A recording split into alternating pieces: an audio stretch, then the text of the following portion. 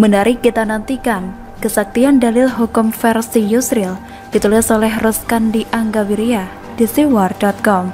Demi melenggangkan kekuasaan, tidak segan-segan seseorang atau sekelompok penguasa melakukan rekayasanya melalui aturan yang manipulatif.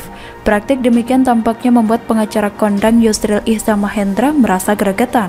Dia memutuskan membantu mantan kader Partai Demokrat untuk menggugat ADART partai yang dipimpin oleh AHY itu ke MA.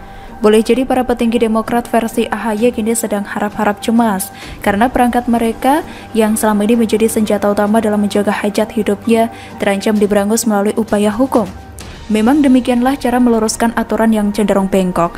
Jika tidak dilakukan pembenahan, maka sampai kapanpun kita akan selalu menjadi korban kesewenang-wenangan.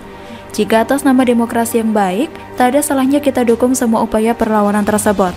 Pihak pemerintah sendiri, dalam hal ini Kementerian Hukum dan Hak Asasi Manusia, nyaris selalu dihadapkan pada persoalan tidak enak hati. Ada salah kaprah di antara pengelola administrasi di bidang hukum ini.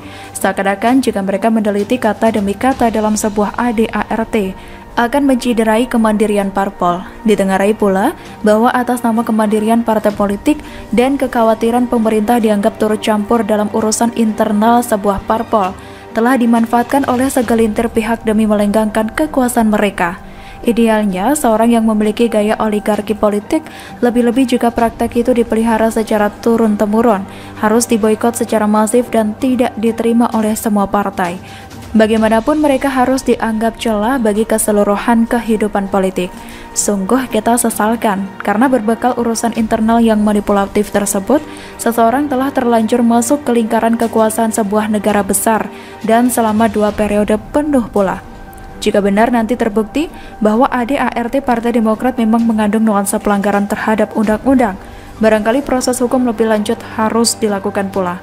Upaya lebih jauh yang dimaksudkan adalah guna memberi efek jerah, jangan sampai menjadi presiden buruk bagi kehidupan politik nasional.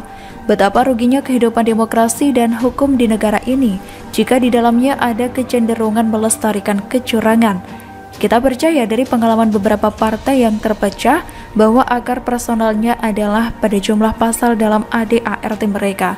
Boleh jadi, Partai Demokrat telah mempelajari dengan cermat bagaimana menjaga partainya agar tetap solid, yakni dengan melenggangkannya melalui sejumlah praktik manipulasi.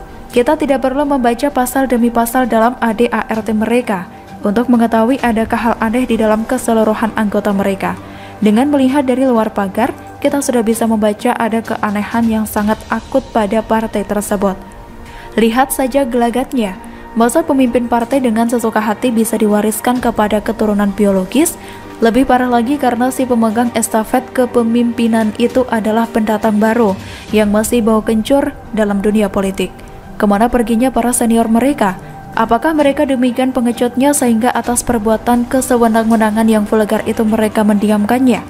Jika mereka tetap berhasil mempertahankan kekuasaannya kelak, meskipun sudah dibawa ke ranah hukum, tampaknya perlu ada perlawanan dari konstituen, sehingga efek jerah itu bukan hanya dipicu dari upaya hukum, melainkan juga melalui sanksi sosial.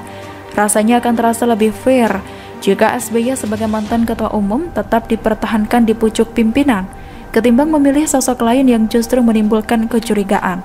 Dan benar saja, ada dugaan pelanggaran terhadap undang-undang, karena indikasi yang sangat kuat dari cara mereka yang berada di lingkaran dalam keluarga mempertahankan posisinya sebagai penguasa partai. Hal yang lebih mengkhawatirkan adalah fasilitas yang mereka nikmati dari praktik tidak elok itu berasal dari negara.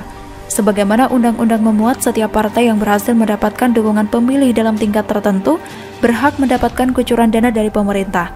Jika mereka tidak mendapatkan efek jerah, maka bisa ditiru oleh partai-partai baru yang menampakkan diri sebagai idealis, namun di dalamnya keropos seperti partai yang satu ini. Tidak terelakkan pula, karena kubu yang menjadi lawannya sangat dekat dengan kekuasaan, niscaya ada upaya pengalihan perhatian oleh pihak tergugat. Mereka bisa menuding keterlibatan istana, sebagaimana mereka selalu menarasikan demikian ketika mendapat serangan dari luar.